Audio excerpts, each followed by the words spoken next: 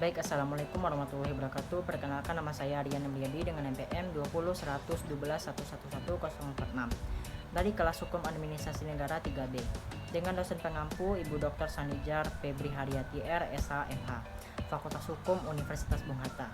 Pada video kali ini saya akan menjelaskan tentang perlindungan hukum bagi rakyat. Pengertian perlindungan hukum bagi rakyat.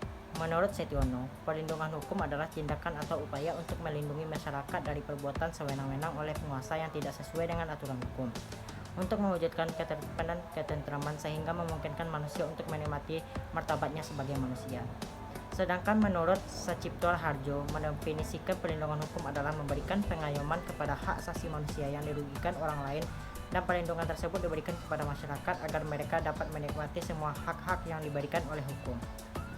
Selanjutnya itu tentang model perlindungan hukum bagi rakyat. Menurut Muhsin, model perlindungan hukum dapat diberikan menjadi dua, yaitu perlindungan hukum preventif.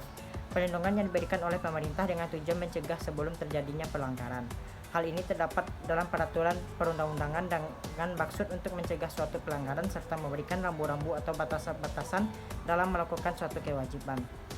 Yang selanjutnya itu perlindungan hukum represif. Perlindungan hukum represif merupakan perlindungan akhir berupa sanksi seperti denda, penjara, dan hukuman tambahan yang diberikan apabila sudah terjadi sengketa atau telah dilakukan suatu pelanggaran. Selanjutnya itu unsur-unsur perlindungan hukum.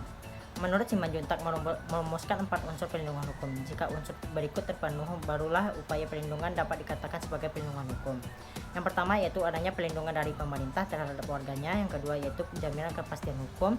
Yang ketiga yaitu berkaitan dengan hak-hak warga negaranya. Yang keempat yaitu adanya sanksi hukuman bagi pihak yang melanggarnya. Selanjutnya yaitu macam-macam perlindungan hukum di Indonesia. Diwujudkan dalam kehadiran berbagai undang-undang dan peraturan. Bentuk perlindungan dan kategorinya beragam. Contoh perlindungan hukum antara lain perlindungan hukum perdata, perlindungan hukum konsumen, perlindungan anak, dan lain sebagainya. Selanjutnya yaitu pentingnya perlindungan hukum. Semua orang berhak mendapatkan perlindungan hukum sebagaimana dinyatakan pada pasal 28D ayat 1 Undang-Undang Dasar 1945.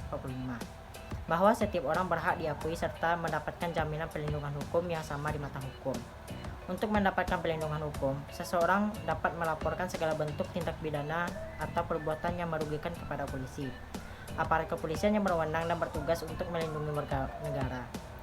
Hal tersebut sebagaimana termaktub dalam Pasal 5 ayat 1 Undang-Undang Kepolisian yang menerangkan bahwa Kepolisian Negara Republik Indonesia merupakan alat negara yang berperan dalam memelihara keamanan dan ketertiban masyarakat, menegakkan hukum, serta memberikan perlindungan, pengayoman, dan pelayanan kepada masyarakat dalam rangka terpeliharanya keamanan dalam negeri. Baiklah, hanya itu yang dapat saya sampaikan. Mohon maaf apabila ada kesalahan. Terima kasih. Assalamualaikum warahmatullahi wabarakatuh.